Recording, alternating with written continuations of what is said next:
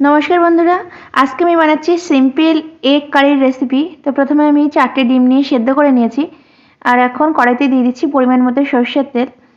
ডিমগুলোকে খোসা ছাড়িয়ে নিয়ে সেদ্ধ হওয়ার পর খোসা ছাড়িয়ে নেওয়া হচ্ছে আর তারপরে একটু করে করে চিড়ে নেওয়া হচ্ছে।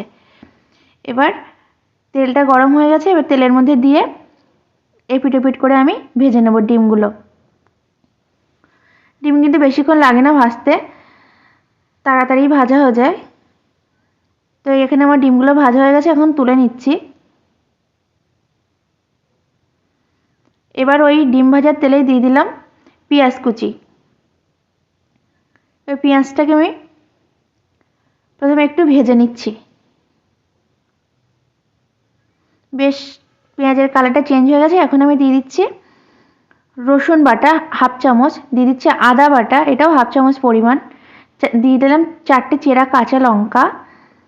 এবার এই সমস্ত মশলা কিন্তু আমি ভেজে নিলাম কিছুক্ষণ। তো মশলার কাঁচা গন্ধটা চলে গেছে, এখন আমি এর মধ্যে দিয়ে দিচ্ছি আগে থেকে কেটে রাখা আলু। এবার আলু দিয়ে আমি বেশ খানিকক্ষণ ভেজে নেব।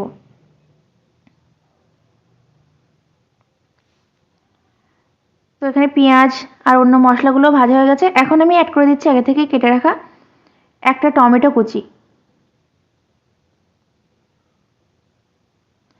এবার আমি সমস্ত কিছু ভালো করে মিশিয়ে নিচ্ছি। এর সাথে এখন অ্যাড করে দিচ্ছি লবণ। লবণটা অবশ্যই স্বাদ অনুযায়ী দিয়ে দেবেন। আর দিয়ে দিচ্ছি পরিমাণ মতো হলুদ গুঁড়ো। টমেটো দেওয়ার পরে কিন্তু লবণ দিলে টমেটোটা খুব তাড়াতাড়ি গলে যায়। অল্প একটু নাড়াচাড়া করতে করতেই কিন্তু টমেটোটা একদমই গলে যাবে। এখানে এই মশলাগুলো বেশ ভাজা হয়ে গেছে, এবার এর সাথে অন্যান্য গুঁড়ো মশলাগুলোও অ্যাড করে দেব। তো এখন দিয়ে দিচ্ছি 1 চামচ পরিমাণ ধনে গুঁড়ো আর দিয়ে দিচ্ছি 1 চামচ পরিমাণ জিরে গুঁড়ো। আমার এখানে ছোট চামচ, সেজন্য একটু দুবার করে করে দিতে হলো। এবার খুব ভালো করে কিন্তু আমি এটাকে কষিয়ে নেব। আর আমি এখন আগে থেকে ভেজে রাখা ডিমগুলোও অ্যাড করে দিলাম। এবার কিন্তু সমস্ত কিছু আমি একসাথে বেশ খানিকক্ষণ কষিয়ে নেব। এই রেসিপিটা কিন্তু খুবই সিম্পল রেসিপি, কিন্তু রুটি, লুচি, পরোটা, ভাত সমস্ত কিছুর সাথে কিন্তু খাওয়া যায়। এখন কিন্তু আমার কষিয়ে নেওয়া হয়ে গেছে। এবার এর মধ্যে দিয়ে দিচ্ছি পরিমাণ মতো জল। যে পরিমাণ ঝোল হবে আর একটু ফুটবে, আলুটাও সেদ্ধ হতে হবে, সেটা বুঝেই আমি জলটা অ্যাড করে দিলাম।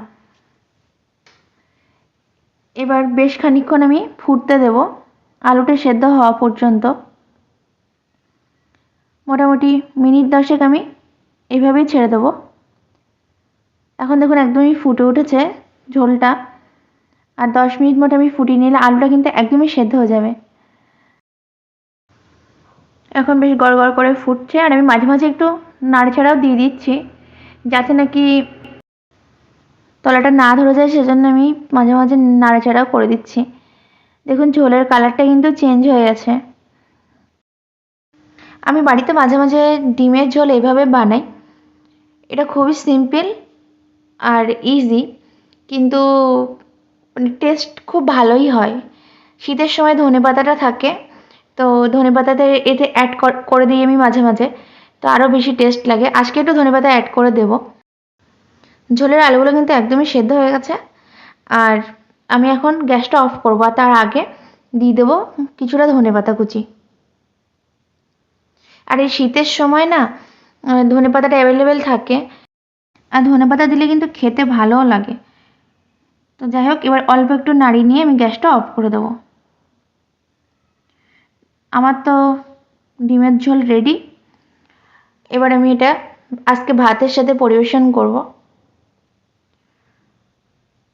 তো গ্যাসটা আমি এবার অফ করে দেব। দেখুন উপরে কিন্তু তেল তেল ভেসে উঠেছে আর এটা রেডি হয়ে গেছে একদমই। তো এখন আমি গ্যাসটা অফ করে দিয়েছি।